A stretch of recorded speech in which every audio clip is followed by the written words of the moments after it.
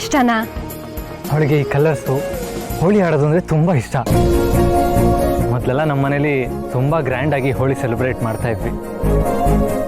ಅವಾಗಂತೂ ಹಿತ ದಿನ ಇಡೀ ಮೈ ತುಂಬ ಬಣ್ಣ ಬಳ್ಕೊಂಡು ಓಡಾಡ್ತಾನೆ ಇರ್ತಾ ಇದ್ಲು. ಅಂಬಿಕಾ ಹೋದ್ಮೇಲೆ ಹಿತ ಡಲ್ಲಾದ್ಲು. ಮೋಸ್ಟ್ಲಿ ಅವಳಿಗೆ ಅಂಬಿಕಾ ಜೊತೆ ಹೋಳಿ ಆಡ್ತಿದ್ದು ನೆನಪಾಗ್ತಾ ಇತ್ತು ಅಂತ ಅನಿಸುತ್ತೆ. ಆಮೇಲೆ ಅವಳಿಗೆ ಹೋಳಿ ಆಡೋದಕ್ಕೆ ಇಂಟ್ರೆಸ್ಟೇ ಇರಲಿಲ್ಲ. ಲಕ್ಕಿಲಿ ಇವತ್ತವಳು ತುಂಬ ದಿನ ಆದಮೇಲೆ ಕಲರ್ಸ್ ನೋಡಿ ಅಷ್ಟು ಎಕ್ಸೈಟ್ ಆಗಿರೋದು. ನೋಡು ಎಷ್ಟು ಖುಷಿಯಾಗಿದ್ದಾಳೆ ಅಂತ. ಪುಟ್ ಮೇಡಮ್,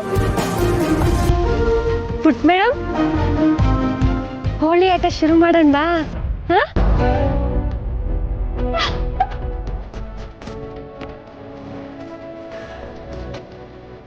ಅವರೆಲ್ಲರೂ ಎಂಜಾಯ್ ಮಾಡ್ತಾ ಇರೋದನ್ನ ನೋಡಿದ್ರೆ ನನಗೂ ಜಾಯ್ನ್ ಆಗಬೇಕು ಅಂತ ಅನಿಸ್ತಾ ಇದೆ. ಶರತ್,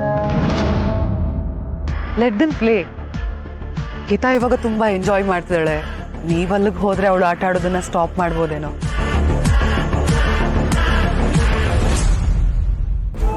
you are right Maya.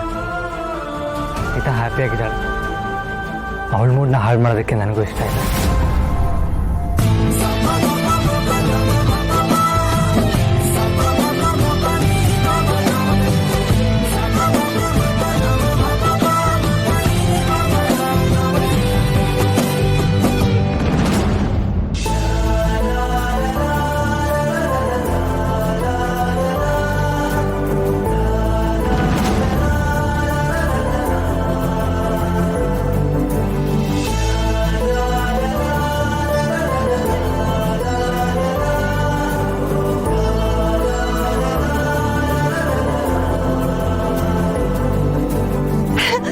Boss, ಬಣ್ಣ ತಾಗಿದ್ದಾಯ್ತು, ಇನ್ನೇನ ತಡ?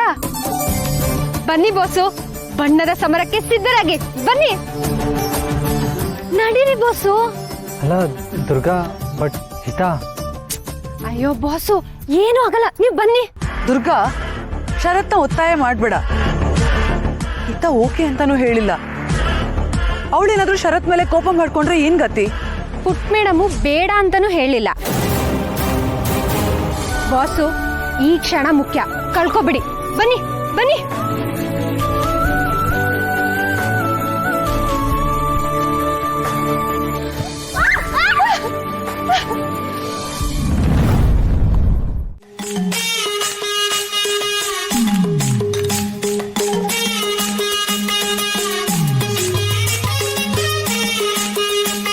ಪುಟ್ ಮೇಡಮ್ ನೋಡಲಿ, ಗಾಳಿಪಟ ಎಷ್ಟು ಜೋರಾಗಿ ದೂರ ಹಾರ್ತಿದೆ.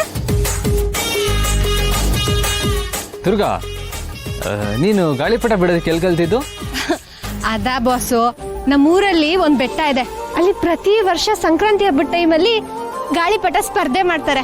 ಅಲ್ಲಿ ಎಲ್ರು ಹೋಗಿ ಹಾರಿಸ್ತಾರ ಗೊತ್ತಾ? ನಾವೆಲ್ರೂ ಅವಾಗ ಅಲ್ಲಿ ಹೋಗಿ ಗಾಳಿಪಟ ಹಾರಿಸ್ತಿದ್ವಿ. ಓಹೋ, ಆ ಜಾತ್ರೆ ಏನ್ ಮಜವಾಗಿತ್ತು ಗೊತ್ತಾ ಬಾಸು? ನಮ್ಮಪ್ಪ ಅವಾಗ ನಮಗ್ ರಿಬ್ಬನ್ ಕೊಡ್ಸೋರು, ಬಳೆನೂ ಕೊಡ್ಸೋರು.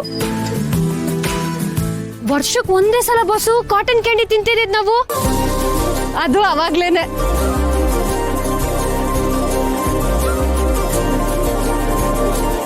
ಪುಟ್ ಮೇಡಮ್, ನೀನ್ ಅಲ್ಲೇ ಕುತ್ಕೊಂಡು ನೋಡ್ತಿರ್ತೀಯೋ ಅಥವಾ ಗಾಳಿಪಟ ಬಂದು ಹಾರಿಸ್ತೀಯೋ? ಅಲ್ಲೇ ಕುತ್ಕೊಂಡು ನೋಡ್ತಿರ್ತೀಯಾ? ಬಾಸು, ನಮ್ ಪುಟ್ ಮೇಡಮ್ ಅವಳು ರಾಜ್ಕುಮಾರಿ ತರ ಕೂತಿಲ್ಲ? ಅವಳು ರಾಜ್ಕುಮಾರಿ ತರ ಅಲ್ಲ, ರಾಜ್ಕುಮಾರಿನೇ. ಬಾಸು, ದಾರ ಒಂಚೂರು ಸಡ್ಲ ಮಾಡಿ.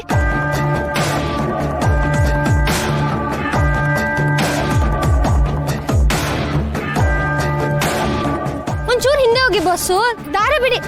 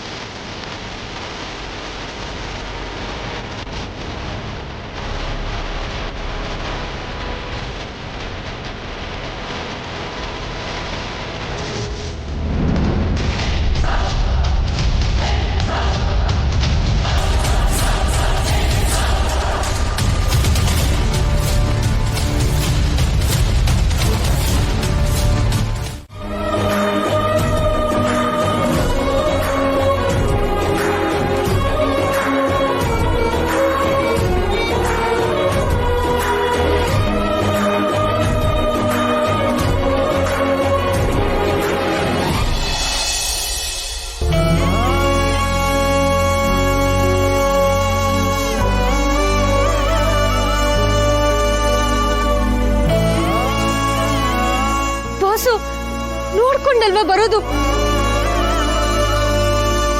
ಏನಾದ್ರೂ ಹೆಚ್ಚು ಕಮ್ಮಿ ಆಗಿದ್ರೆ ಗೊತ್ತಾಗ್ತಿಲ್ಲ. ಕಾಪಾಡಿ ಶರತ್, ಕಾಪಾಡಿ ಶರತ್.